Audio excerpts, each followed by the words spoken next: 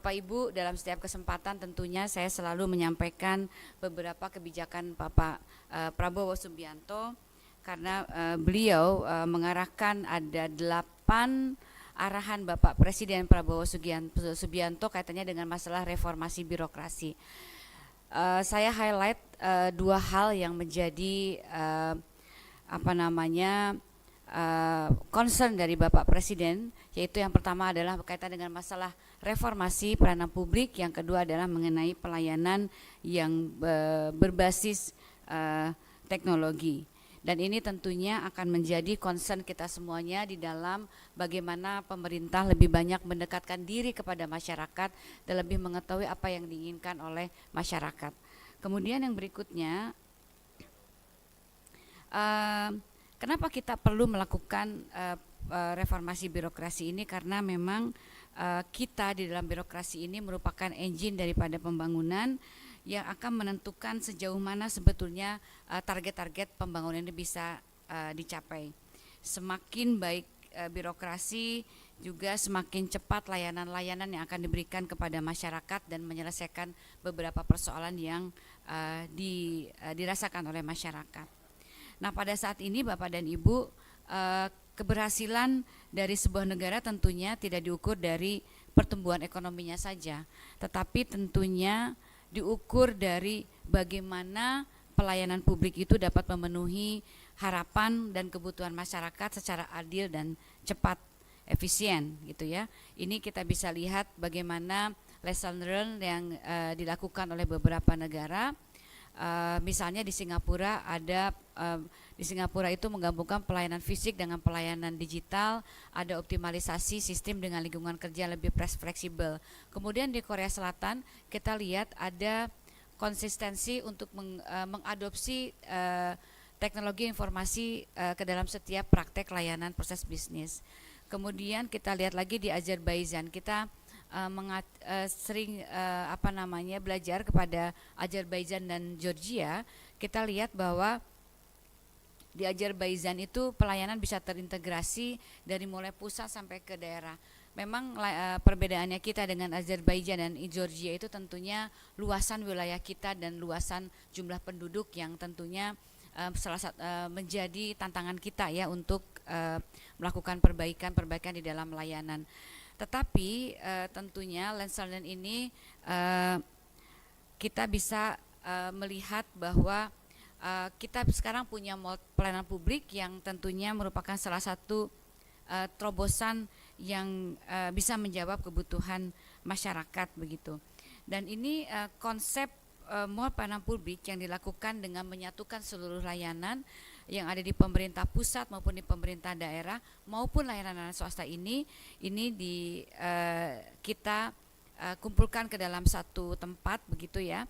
Tahun 2017 itu ada sekitar 3 mall pelayanan publik. Jadi saya ingat dulu kalau nggak salah hanya beberapa lah pemerintah daerah yang antusias untuk segera membangun mall pelayanan publik begitu. Tapi saat ini sudah ada 230 mall pelayanan publik. Jadi mohon berikan tepuk tangan kepada pemerintah daerah yang saat ini sangat concern terhadap pembentukan mall pelayanan publik.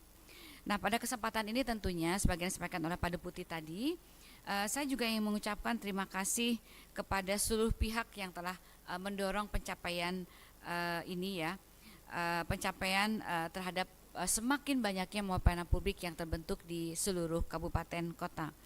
Dan kemudian juga saya secara khusus ingin memberikan apresiasi kepada 4 provinsi. Yang pertama adalah Provinsi Daerah Istimewa Yogyakarta, Provinsi Jawa Tengah, Provinsi Banten, dan Provinsi Bali. Karena dia di provinsi itu sudah 100% semua kabupaten kotanya sudah mempunyai MPP digital. Jadi sekali lagi berikan tepuk tangan untuk keempat provinsi ini. Bapak dan Ibu sekalian, MPP itu tentunya akan menjadi gerbang untuk masa depan kita di dalam tata kelola pelayanan publik. Kehadiran MPP seperti yang sudah dirasakan oleh Bapak dan Ibu sekalian itu kita lihat ada percepatan proses yang tentunya akan meningkatkan kualitas, efisiensi dan biaya dan lain sebagainya begitu. Nah, ini tentunya kita berharap dengan adanya mall pelayanan publik masyarakat bisa mendapatkan kemanfaatannya. Kemenpan.RB tentunya tetap masih concern terhadap 4 cara untuk memberikan layanan. Pertama dengan bagaimana layanan-layanan yang langsung kepada masyarakat.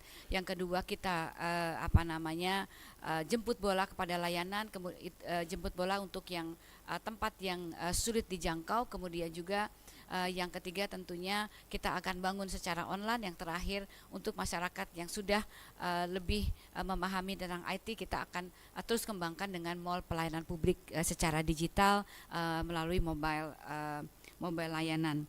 Nah, pada kesempatan ini Bapak dan Ibu sekalian, kita akan melakukan peresmian terhadap 42 mall pelayanan publik baru di Indonesia. Dan pada kesempatan ini saya ingin mengucapkan selamat dan memberikan apresiasi yang sangat tinggi kepada Bapak dan Ibu pada pimpinan daerah atas komitmen dari 42 kabupaten kota dalam upaya meningkatkan kualitas pelayanan publik melalui integrasi dan digitalisasi pelayanan publik.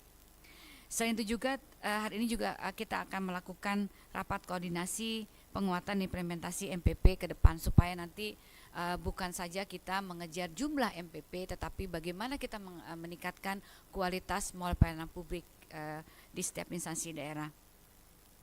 Hari ini Bapak dan Ibu sekalian, kita tidak sekedar meresmikan sebuah gedung, tapi kita sedang meluncurkan harapan dan visi baru untuk lebih memberikan layanan publik kepada seluruh masyarakat Indonesia yang lebih baik.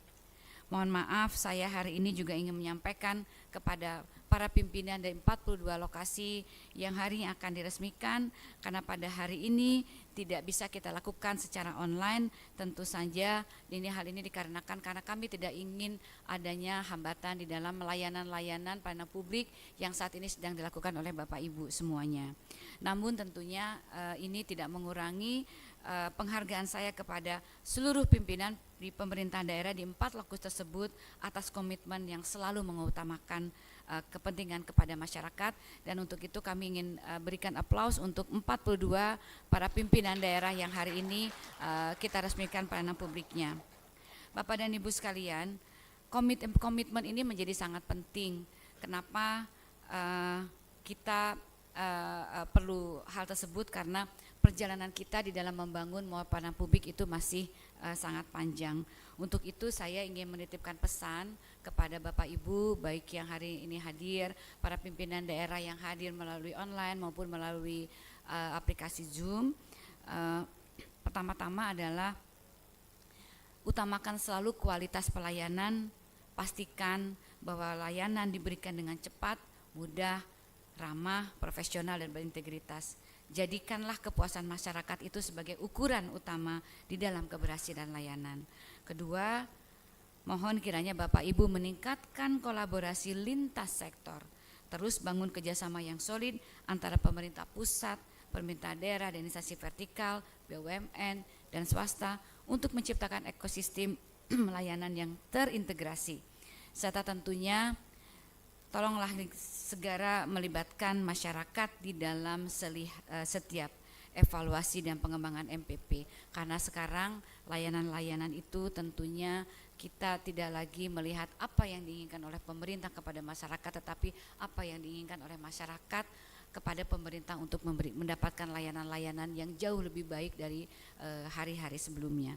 Kemudian yang terakhir, jadikanlah MPP sebagai simbol inovasi. Jangan puas sebagai capaian saat ini, cari cara-cara baru yang membuat layanan semakin efisien dan ramah kepada masyarakat, ramah kepada kaum rentan.